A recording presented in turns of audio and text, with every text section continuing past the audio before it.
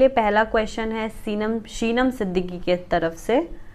वो पूछ रही हैं कि इकोलैलिया कैसे ख़त्म होगा? अगर बहुत से वर्ड उसको बताएं तो नए नए वर्ड आने के बाद क्या इकोलैलिया नहीं होगा? सबसे पहले हम लोग इकोलैलिया समझते हैं कि इकोलैलिया होता क्या है। इको मतलब होता है प्रतिध्वनि, मतलब जो हम लोग बोलते हैं वही बात अगर उधर से वापस हो जाए, जैसे खाली हॉल होगा, अगर उस कुछ सामान नहीं रखा होगा तो इको वहाँ होगा। इसके अलावा कुएं वगैरह में जब बोला जाता है तो उधर से एक साउंड रिवर्स होती है, तो वो सब इको होता है। लैलिया एक लैटिन टर्म है जिसका मतलब होता है लैंग्वेज, तो इकोलैलिया इन दोनों से मिलके बना है। मतलब कि रिवर्स जो आप बोल रहे हैं वही बात उधर से रिपीट हो जाए तो वो होता है इकोलैलिया। ऑटिज्म में और सेंसरी प्रोसेसिंग डिसऑर्डर के केस में ये एक कॉमन सिम्टम है। अब इकोलैलिया डेवलप कैसे करता है, पहले इसको अच्छे से समझते हैं। जैसा पहले के वीडियो में हमने बताया कि कोविड के टाइम में बच्चे सोशली आइसोलेट हो गए, आइसोलेशन में रहे। अब आइसोलेशन में रहे तो उनका स्क्रीन टाइम ज़्यादा बढ़ा, उसकी वजह से रियल वर्ल्ड से कनेक्शन ना होके वर्चुअल वर्ल्ड से कनेक्ट किए। वर्चुअल वर्ल्ड से कनेक्शन की वजह से क्या हुआ है कि वो बातें जो बच्चा अभी उसको रियल एक्सपोजर जो मिलता तो उसमें जो नई नई चीज़ें सीखता, नेचुरली जो चीज़ें प्रोसेस होती वो ना होके वो वर्चुअल चीज़ें प्रोसेस हो रही हो। कोई कार्टून कैरेक्टर उसका फेवरेट है, वो उसके दिमाग में चल रहा है, उसी के हिसाब से उसी की तरह वो एक्शन करना, उसी की तरह बोलना, थोड़ा बहुत भी बोलता है तो अपनी तरह से वो बोलना शुरू कर दिया। तो ये सारी प्रॉब्लम्स होती हैं। तो ये दिमाग में उसके धीरे धीरे ये चीज़ें बैठते गए। कुछ बच्चे बोल भी रहे थे पहले, ये आइसोलेशन से पहले अगर कुछ बोल भी रहे थे, कोविड से पहले अगर बोल भी रहे थे, उस टाइम में उनका वर्चुअल ये से कनेक्शन ज़्यादा होने की वजह से प्रॉब्लम हुई। अब जब उससे बाहर हम लोग निकले तो देख रहे हैं कि बच्चों में, बहुत सारे बच्चों में स्पीच लॉस्ट है।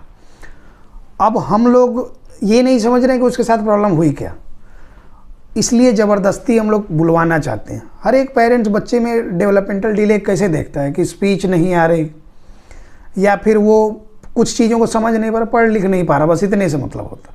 तो स्पीच सबसे कॉमनली लोग देखते हैं कि ये अभी तक बोल क्यों नहीं रहा। उस एज ग्रुप के बच्चों से कंपेयर करते हैं कि अभी तक बोल नहीं रहा, और यहीं से प्रॉब्लम शुरू होती है। क्योंकि इनको लगता है कि सिर्फ बोल नहीं रहा, ये भी देखें कि समझ नहीं रहा, कमांड फॉलोइंग नहीं ले रहा, स्थिर बैठ नहीं रहा, चिड़चिड़ापन है, खाना खाने टाइम में उसको फ़ोन चाहिए है तभी खाएगा। तो ये सारे रेड फ्लैग्स हैं। ये वर्चुअल ऑटिज्म या फिर ऑटिज्म की तरफ जा रहा है बच्चा। तो इस बात को ध्यान देने की ज़रूरत है। अब ये बात हम कह दिए तो इसका मतलब नहीं कि ऐसा है तो ऑटिज्म ही है, ये आप लोग को अपना मिसकंसेप्शन नहीं रखना है। तो ये प्रॉब्लम है। जब देखेंगे कि सेंसरी इशूज़ भी उनमें हैं, कुछ बच्चों में विजुअल स्टिमिंग डेवलप करा, किसी में ऑडिटरी, कुकर की सीटी वगैरह से वो डरना, कुछ में वेस्टिबुलर स्टिमिंग, कुछ में टैक्टाइल स्टिमिंग, ये सारे सेंसरी इश्यूज डेवलप करें। तो पहले क्या करना होता है ना कि स्पीच पे ध्यान ना देके ये सारे इश्यूज को पहले ख़त्म करना है, उसके बाद तब स्पीच की तरफ जाएंगे। बच्चों में प्रॉपर सिटिंग चाहिए है, उनका प्रॉपर आई कांटेक्ट होना चाहिए, अंडरस्टैंडिंग होगा, तभी जाके उनमें रिसेप्टिव लैंग्वेज डेवलप करेगा। रिसेप्टिव लैंग्वेज मतलब क्या कि जो हम बोल रहे हैं बच्चे को वो समझे, उसके हिसाब से एक्शन करे, भले बोले नहीं, वो रिसेप्टिव लैंग्वेज डेवलप कर जाता है। तब धीरे धीरे नॉन वर्बल कम्युनिकेशन की तरफ चलते हैं। मतलब एक आध वर्ड बोला और बस कम्युनिकेशन, मतलब कि जो बोले और वो एक्शन किया, एक आध वर्ड उसमें से बोल भी दिया, तो वो नॉन वर्बल कम्युनिकेशन। ये सारी चीज़ें डेवलप करने के बाद वर्बल कम्युनिकेशन की तरफ जाते हैं, और ये चीज़ें नेचुरली प्रोसेस होती हैं, इसमें कुछ करने की ज़रूरत ही नहीं है। हम लोग फोर्सफुली उसको ये करना चाहते हैं, स्पीच सिखाना चाहते हैं। कुछ पेरेंट्स वीडियो देख के करते हैं, कुछ लोग स्पीच थेरेपिस्ट के पास भेजते हैं, उसमें भी हम बताते हैं कि कब जाना चाहिए, ये जानना चाहिए कब जाना चाहिए। तो जैसा मैंने बताया कि रिसेप्टिव लैंग्वेज डेवलप कर जाए, नॉन वर्बल कम्युनिकेशन डेवलप कर जाए, तब स्पीच थेरेपिस्ट के पास जाएंगे तो इफेक्टिव होगा। उसमें भी जो होते हैं कि हमारे BASLP, स्पीच लैंग्वेज पैथोलॉजिस्ट जो होते हैं, तो वो ऑडियोलॉजिस्ट भी होते हैं। उन लोग पहले ये करते हैं कि एग्जैक्टली इसमें प्रॉब्लम है कहाँ पे। ऐसे certificate holder, diploma holder, speech therapist के पास जाके होता ये है कि उन लोग को समझ नहीं आता है करना, उन लोग को बस ये काम है कि हमको बुलवाना है, तो बस वो बुलवाने पे लग जाते हैं। कि उनको लगता है कि जैसे आजकल ट्रेंड चल रहा है कि किसी को कुछ नहीं भी आ रहा तो कुछ भी बोल के अपना वीडियो बनाना, रील चलाना, और ये एक दूसरे को देख के कॉपी करना।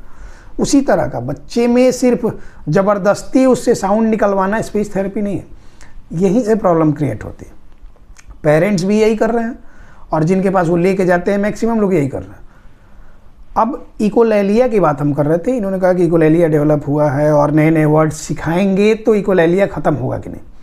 इकोलैलिया के टाइप्स पहले समझ लेते हैं कि इकोलैलिया में क्या होता है कि पहले इमीडिएट इकोलैलिया, जैसे मैंने पूछा कि व्हाट इज़ योर नेम, बच्चा तुरंत उधर से बोलेगा व्हाट इज़ योर नेम, फिर बोलेगा my name is ABCD XYZ जो भी, तो वो अपना नाम ये करे, लेकिन पहले सवाल को रिपीट कर दिया।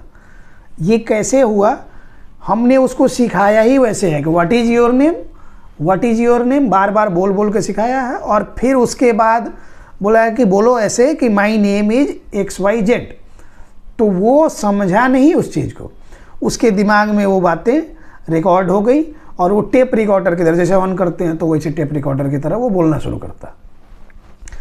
रिपीटिटिव चीज़ें क्यों होती हैं इन बच्चों में, सोशल एक्सपोजर है, इनमें एक्सपोजर बाहर का नहीं मिल रहा है, इसकी वजह से कुछ चीज़ें टेप हो गई है, उन्हीं को बार बार बच्चा रिपीट करता। तो ये इमीडिएट इकोलैलिया की बात हम कर रहे थे। एक होता है डिलेड इकोलैलिया। डिलेड इकोलैलिया में क्या होता है ना कि आज हम जो बात बोलेंगे हो सकता है 1-2 दिन बाद 3-4 दिन बाद रिपीट करे बच्चा। जैसे हम आज पूछ रहे हैं कि व्हाट इज़ योर नेम, उसके बाद फिर पूछे कि हाउ ओल्ड आर यू, तीसरा सवाल हमारा होगा वेयर डू यू लिव, उसके बाद कोई राइम्स वगैरह सुना।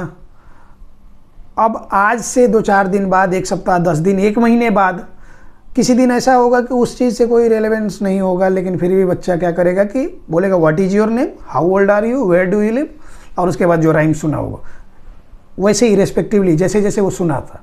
तो ये होता है डिलेड इकोलैलिया। अब ये मेनली 2 तरह के होते हैं।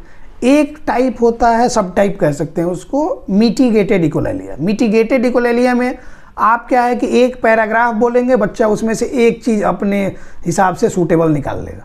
आप पूरे पैराग्राफ में ये करें, जैसे एक सेंटेंस की बात करें कि पापा को चाय दे दो, तो वो चाय पकड़ लेगा।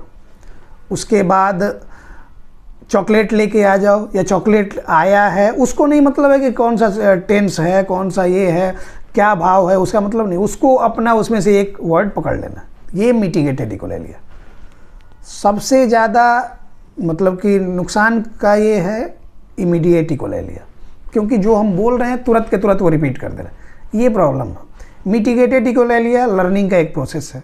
डिलेड इकोलैलिया की वजह से जो बच्चे वर्बल स्टिमिंग जो होता है ना, वर्बल स्टिमिंग भी डिलेड इकोलैलिया की वजह से ही वो दिन भर कुछ कुछ बोलते रहते हैं, कोई राइम्स गाते रहते हैं। सेल्फ इंस्ट्रक्टिव भी होते हैं बच्चे कि जैसे पानी आया तो, या फिर उनको प्यास लगी तो कहेगा पानी पी लो, पानी पी लो, मतलब कि ये सामने वाले का ये होना चाहिए, लेकिन ये जवाब वो खुद ही दे रहा है। तो ये भी वर्बल स्टिमिंग में आता है और ये डिलेड इकोलैलिया की वजह से होता है। जो चीज़ें मैंने बोला कि एक्सपोजर जब ज़्यादा नहीं है, ज़्यादा चीज़ों के बारे में बच्चा जानता नहीं है, ज़्यादा वर्ड्स उसके पास हैं नहीं, तो उन्हीं चीज़ों में वो रुका रहेगा, उन्हीं चीज़ों को बार बार बच्चा रिपीट करेगा। ये होता है डिलेड इकोलैलिया। अब इकोलैलिया डेवलप ही होता है कि ज़बरदस्ती हम जब ये चीज़ें बोलवाना चाह रहे हैं, तो हम जहाँ जिस माहौल में, जिस भी देश में, जिस भी राज्य में जहाँ भी जन्म ले रहे हैं, वहाँ की मातृभाषा सीखने के लिए हमको कोई क्लास की ज़रूरत नहीं पड़ती है। हम नेचुरली वो सीख, जैसे जैसे हम बड़े हो रहे हैं आस पड़ोस के लोगों से ही हम सीखते जा रहे हैं, उसी माहौल में बड़े हो रहे हैं और वहाँ की भाषा सीख रहे हैं। उसके बाद मातृभाषा के बाद हम आते हैं राष्ट्रभाषा पे, तो हम हिंदी जब स्कूल में जाते हैं तो वहाँ से सीख रहे हैं। इसके अलावा जब हमको ज़रूरत पड़ती है तो हमको इंटरनेशनल लैंग्वेज पे जब जानना है तो इंग्लिश के लिए हमको ज़रूरत पड़ती है, तो क्लास की ज़रूरत पड़ती है। उसी तरह जो अमेरिकन और ब्रिटिश लोग हैं तो उनको इंग्लिश सीखने के लिए कहीं से क्लास की ज़रूरत नहीं है, उनको हिंदी सीखना होगा तो क्लास की ज़रूरत है। उसी तरह बच्चों को क्या होता है ना कि नेचुरली स्पीच उनमें प्रोसेस हो सकती है, उसके लिए अलग से कुछ थोपने की ज़रूरत नहीं है। पहले उस लायक हम उनको बना तो दें, पहले वो स्थिर बैठें, स्थिर उनके आई कांटेक्ट प्रॉपर हो, कमांड फॉलोइंग प्रॉपर लें, चीज़ों को वो समझना शुरू करें, सिटिंग टॉलरेंस इंप्रूव, ये सारी चीज़ें होंगी। उसके बाद अपने आप बच्चे में स्पीच प्रोसेस होने शुरू हो जाएगी। तो स्पीच सबसे लास्ट का पार्ट है और स्पीच थेरेपी उनमें ज़रूरी होता है कि जिनमें पहले से कुछ कुछ मीनिंगफुल वर्ड्स हैं अब वो कम्युनिकेशन में नहीं आ रहा, मतलब कि फ्लुएंसी नहीं आ रही है, पूरा सेंटेंस नहीं बोल रहा, तो उसमें कहीं कहीं स्पीच लैंग्वेज पैथोलॉजिस्ट की ज़रूरत होती है। ये सर्टिफिकेट और डिप्लोमा होल्डर स्पीच थेरेपिस्ट जो होते हैं उनकी नहीं, ये ज़बरदस्ती उन चीज़ों को बच्चों को सिखाना चाहती हैं, तो वो गलत है। वो बार बार वही चीज़ें कि ये बोलो, बी बोलो, सी बोलो, तो फिर वहाँ से इकोलैलिया डेवलप करता है। इसमें सबसे बड़ा रोल है पेरेंट्स के ना समझिएगा, वो अवेयर नहीं है, वो वीडियो देख के वही चीज़ें बच्चों में करना शुरू करते हैं। हम बार बार बोलते हैं कि कोई एक्सपर्ट के पास जाएं, उनसे सलाह लें, उनके अकॉर्डिंग काम करें। तो कुछ लोग पैसे के लिए नहीं जाते हैं कि पैसा खर्च करना पड़ेगा, कुछ लोगों को लगता है कि हम ऐसे ही घर पे कर सकते हैं, तो ये सारी प्रॉब्लम्स। उसके अलावा कुछ डॉक्टर्स भी ऐसे हैं जिनके पास इन लोग लेके जाते हैं, प्राइमरी अप्रोच पे ध्यान न दे के सेकेंडरी अप्रोच, जब दवाओं और जांच में ले जाके उनको फंसाया जाता है। उसके बाद उससे नहीं मन भरता तो उनको 4-5 मल्टीपल थेरेपी सेशन डाल दिया जाता है कि sensory integration therapy, occupational therapy, speech therapy, behaviour therapy, special education, 4-5 तरह की थेरेपी बच्चों को दी जाती है। पहले सिर्फ ज़रूरी होता जब बच्चे में अंडरस्टैंडिंग ही नहीं है, सेंसरी प्रोसेसिंग की प्रॉब्लम है, तो उसमें sensory integration therapy, occupational therapy, बस इतना काफ़ी है। वो चीज़ें कुछ समय तक चलती हैं, देखेंगे कि बच्चों में स्थिरता आएगी, उसके बाद ही और सारी थेरेपी की ज़रूरत पड़ती है। स्पेशल एजुकेशन की नीड तो सबसे लास्ट में वो भी होती है कि जब बच्चे को जब पढ़ने के लिए भेज रहे हैं स्कूल में, कुछ चीज़ें समझ नहीं आ रही हैं तब। और स्पेशल एजुकेशन जनरली पेरेंट्स चाहें तो वो चीज़ें कर सकते हैं, आर्ट एंड क्राफ्ट के माध्यम से सिखाना होता है। स्पीच के लिए भी जब ज़रूरी हो, लास्ट में कम्युनिकेशन डेवलप नहीं कर पाओ तो तब ज़रूरत पड़ती है। अब जैसे हमने ये करा कि रिसेप्टिव लैंग्वेज की बात की, तो पहले रिसेप्टिव लैंग्वेज मतलब ये होता है कि हम जो बोले बच्चा सुना, भले बोला नहीं लेकिन एक्शन किया, वो रिसेप्टिव लैंग्वेज। उसके बाद नॉन वर्बल कम्युनिकेशन पे जाते हैं कि एक आध वर्ड्स बोल रहा है लेकिन बातों को समझ रहा है, एक्शन सारा कर रहा है, तो ये ज़्यादा अच्छा होता है। तब इन सब के बाद देखते हैं कि अगर वर्बल कम्युनिकेशन में कुछ प्रॉब्लम हो रही है तब उस टाइम की ज़रूरत है, नहीं तो फिर इकोलैलिया डेवलप करेगा। इस चीज़ को हम लोग एक एग्जाम्पल के माध्यम से समझते हैं। जैसे कई सारे वीडियो में हमने बताया है इसके बारे में कि जहाँ से भी आप आ रहे हैं इस चीज़ से आप रिलेट कर पाएंगे कि आपके आसपास अगल बगल जानने में एक ऐसा आदमी आपको मिलेगा ना कि जो बोलता नहीं है, गूंगा है, लेकिन सोसाइटी में उसका अपना एक ये उसकी अपनी पहचान है, उसका परिवार है, उसके बाल बच्चे हैं, वो आराम से उनका निर्वहन कर रहा है, कोई भी प्रॉब्लम नहीं है, वो जॉब कर रहा है, वो अच्छे से अपना परिवार चला रहा है, समाज में एक उसका रुतबा है, एक इज्जत है, तो उसकी लाइफ में कोई भी प्रॉब्लम नहीं है। हाँ, लोग यही कहेंगे कि वो गूंगा है, तो साइन लैंग्वेज में उससे बात किया जाएगा तो वो चीज़ों को समझ लेता है। तो यहाँ अंडरस्टैंडिंग उसमें है, तो कोई भी किसी को प्रॉब्लम, ना सोसाइटी को प्रॉब्लम है, ना परिवार वालों को प्रॉब्लम है, किसी को उससे प्रॉब्लम नहीं, ना वो जहाँ काम कर रहा है उसके आसपास के लोगों को कोई प्रॉब्लम, फ्रेंड सर्कल में किसी को कोई प्रॉब्लम नहीं है। एक आदमी ऐसा लीजिए कि जो पागल है, मतलब उसको कुछ समझ नहीं आता, दिन भर लोग बोल रहा है, वो मीनिंगफुल बात बोल रहा है, गाली पूरा सेंटेंस का दे रहा है, लेकिन वो मीनिंगलेस बात है, बात तो पूरा ये कर रहा है लेकिन वो मीनिंगलेस बातें हैं, किसी पे गुस्सा हो जा रहा है, किसी को गाली दे रहा है, तो वो बोल रहा है लेकिन वो ना सोसाइटी के लिए सही है, ना अपनी फैमिली के लिए सही है, ना रिलेटिव्स के लिए, ना अपने फ्रेंड सर्कल के लिए, किसी के लिए सही नहीं, सब लोग उसको गाली देंगे, सब लोग उससे दूर भागेंगे। तो मतलब ये होता है कि गूंगे वाले कंडीशन में ये था कि वो समझ के काम कर रहा है, मतलब अंडरस्टैंडिंग है, तो इसकी वजह से कोई भी प्रॉब्लम नहीं होनी है।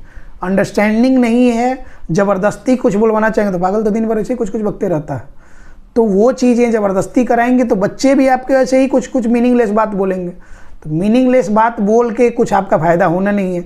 और ये गलती पेरेंट्स ही करते हैं और मीनिंगलेस बातें सिखा देते हैं, तब कहते हैं कि इकोलैलिया डेवलप कर गया। उनको लगता है कि स्पीच डेवलप कर रहे हैं, लेकिन वो ही इकोलैलिया, और वो नहीं बोलने से ज़्यादा डेंजरस वो है, और वो काफ़ी लंबे समय बाद ही ठीक होगा। तो इस चीज़ पे ध्यान देने की ज़रूरत है। सर, दूसरा सवाल एक यूज़र ने पूछा है कि सर मेरा बच्चा 3 साल का है, उसकी थेरेपी चल रही है, स्पीच और ओटी दोनों, बट स्पीच नहीं आ रही है, प्रॉम्प्ट्स के साथ ही पापा और बाबा निकालता है, बस क्या करूं?